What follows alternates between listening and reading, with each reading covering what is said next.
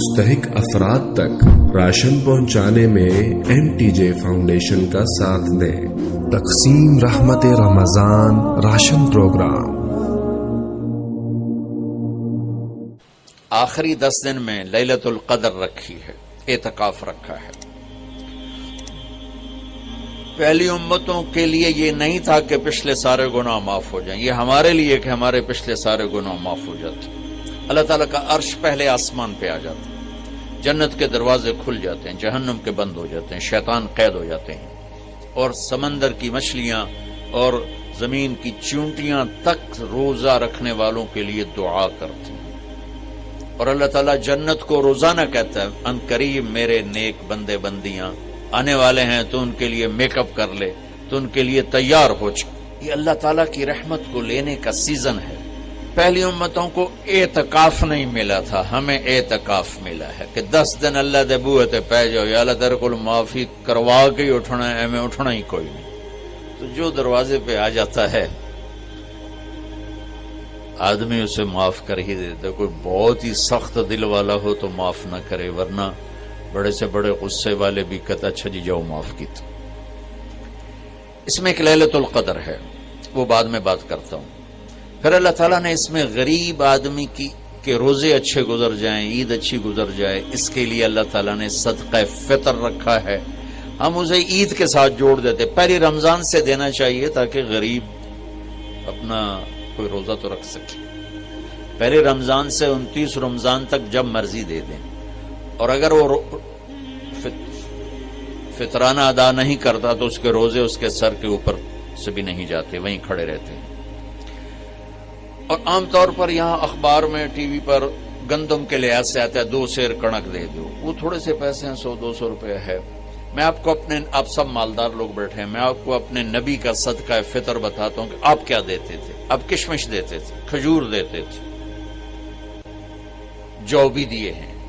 تو کشمش 3 کلو، بازار میں 3.5 کلو، بازار میں جا کے پوچھیں جو سب سے اچھی کشمش ہو، یا پھر درمیانی، گھٹیا نہیں درمیانی اور سب سے اچھی، پتہ کرے وہ کتنی ہے، 1000 روپے کلو ہے، 1500 روپے کلو ہے۔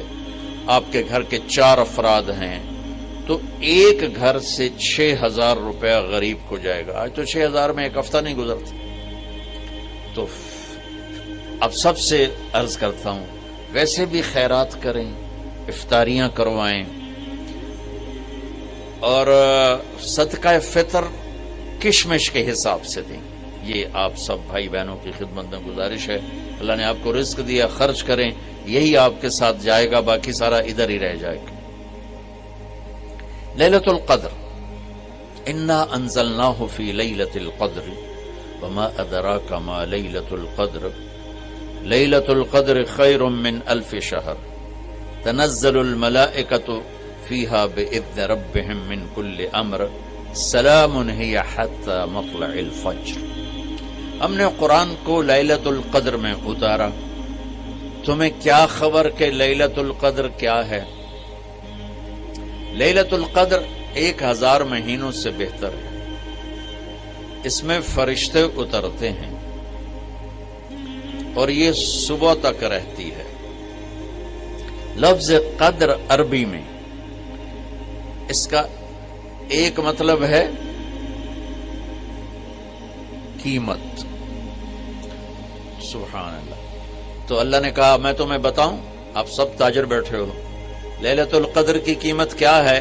1000 مہینوں سے بہتر ہے، 1000 مہینوں سے بہتر ہے۔ اب 1 روپے پر 1000 نفع لے سکتے ہیں؟ دنیا میں کوئی ایسا کاروبار ہے؟ جو ہیروئن بیچتے ہیں وہ بھی نہیں لے سکتے۔ اور میرا اللہ کہہ رہا ہے 1 رات 1000 مہینے، یعنی کوئی 82-83 سال۔ یہ تو آ گیا پہلا قدر۔ دوسرا اس کا مطلب ہے تنگ پڑ جانا، تنگ پڑ وقت فقدر علیہ رزقہ۔ تو تنزل الملائکۃ فیہا، تنزل الملائکۃ والروح فیہا، کہ اس رات اتنے فرشتے اترتے ہیں کہ زمین تنگ پڑ جاتی ہے۔ سبحان اللہ، اتنے فرشتے آتے ہیں زمین تنگ پڑ جاتی ہے۔ تیسرا مطلب ہے قدر، مقدار کو، تو اللہ تعالیٰ نے اس کا آخری مطلب بھی بتایا، سلام ہی حتی مطلع الفجر، کہ یہ فجر کی نماز تک، فجر کی اذان تک یہ رہتی ہے۔ تین مطلب ہیں قدر کے، تینوں اللہ نے قرآن میں کور کیے۔ قیمت کیا ہے؟ 1000 مہینوں سے بہتر۔ تنگی کیا ہے؟ فرشتوں سے زمین بھر جاتی ہے۔ مقدار کیا ہے؟ صبح صادق۔ لیلۃ القدر 27 کی نہیں ہوتی، 21، 23، 25، 27، 29۔ اب یہ 5 راتیں جاگنے چھٹ، آپ لوگ تو ویسے رات کے بادشاہ ہو، جاگ لو۔ تو لیلۃ القدر مسجد میں نہ گزارو، گھر میں گزارو۔ یہ مسجدوں میں اشتہار لگ جاتے ہیں، فلاں کے ساتھ شب قدر گزاریں، فلاں حضرت کے ساتھ شب قدر گزاریں، پھر ادھر کوئی صلاۃ تسبیح پڑھ رہا ہے باجماعت، عورتیں صلاۃ تسبیح کی جماعت کرا رہی ہیں، اور پتہ نہیں اور کتنی عجیب و غریب قسم کی عبادات شروع ہو جاتی۔ یہ نفلی عبادت ہے، میرے نبی گھر میں پڑھتے تھے۔ آپ نے اشراق کے سوا ہر نفل گھر پڑھا، ہر سنت گھر میں پڑھی، تو آپ لیلۃ القدر کو یہ مستورات بھی آپ بھی اکٹھے ہو کے نہیں منانا، الگ الگ مصلی بچھا کر اپنے اللہ سے رونا دھونا کرو، اپنے اللہ کو منانا کرو، میں بھی کروں، آپ بھی کریں۔ نوافل کی، جیسے ابھی شب برات گزری تو اشتہار تھے، میں جا رہا تھا ادھر غلام آباد میں، ایک جنازہ ہو گیا تھا، تو اشتہار فلاں حضرت کے ساتھ شب برات گزاریں، فلاں مسجد میں شب برات گزاریں، فلاں جگہ شب برات گزاریں۔ بھائی وہ گھر میں منانے کی ہے، مسجد میں نہیں۔ میرے نبی نے نفلوں کو تنہائی میں ادا کیا، فرض کو مجمع میں ادا کیا۔ لیلۃ القدر میں جاگنا نفل ہے، اور پھر جب کٹھے ہو جائیں گے لوگ اور عورتیں تو پھر ساتھ غیبت بھی چلے گی، اور ایک غیبت کا بول ساری رات کو اڑا کے رکھ دے گا۔ مردوں یا عورت کٹھے ہو جائیں، غیبت سے تو بچتے نہیں، نہ ہی رک سکتے ہیں۔ سندھ سے ہم بائی روڈ آ رہے تھے، کراچی سے بائی روڈ جماعت تھی، تو وہ راستے میں بڑی غیبت کریں، نوجوان تھے سارے نئے نئے، میں چپ کر کے سنتا رہا۔ جب کوئی 2 دن گزر گئے نا، تو ہمارے پاس بڑی وین تھی، میں نے کہا بچوں ایک نصیحت کرتا ہوں، غیبت نہ کیا کرو، مذاق کرو، ہنسا کرو، کھیڑا کرو، غیبت نہ کرو۔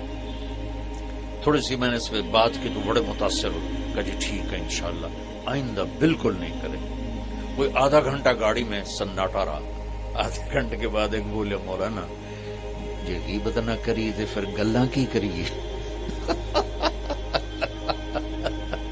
یہ میرا کلچر ہے، لہذا عورتیں عبادت کے لیے بھی اکٹھی ہوں گی تو غیبت شروع ہوگی، مرد مسجد میں اکٹھے ہوں گے وقت ضائع ہوگا، غیبت شروع ہوگی۔ میرے بھائی بہنوں، ہر نفل کو گھر میں گزار، اپنے گھر کو بابرکت بناؤ، اپنے گھروں میں نفل پڑھو، تلاوت کرو، ذکر کرو۔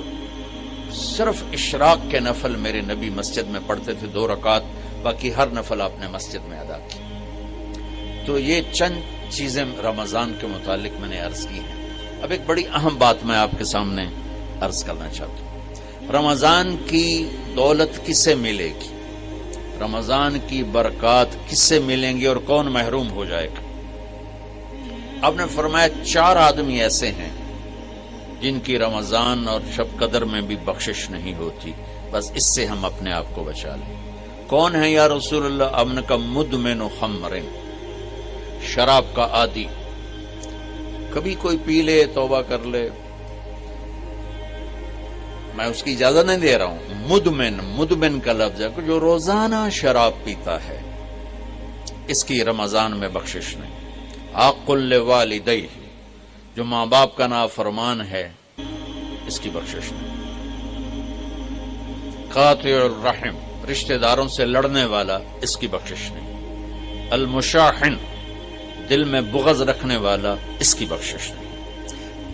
ہر وہ چیز جو میرے آپ کے لیے نقصان دے اللہ نے حرام کر دی، ہر وہ چیز جو میرے آپ کے لیے مفید ہے اللہ نے حلال کر دی۔ سود حرام کر دیا۔ ہماری پاکستان کی معیشت نہیں، پوری دنیا کی معیشت ڈوبی پڑی ہے، سارے ملک قرضوں پہ چل رہے ہیں، سود نے پوری دنیا کو تباہ کر دیا. تو میرے اللہ تعالیٰ نے، آپ دیکھتے نہیں، میرا اللہ کہتا ہے فَأَذَنُوا بِحَرْبٍ مِّنَ اللَّهِ وَرَسُولِهِ، اگر سود نہیں چھوڑو گے تو میرے اور میرے رسول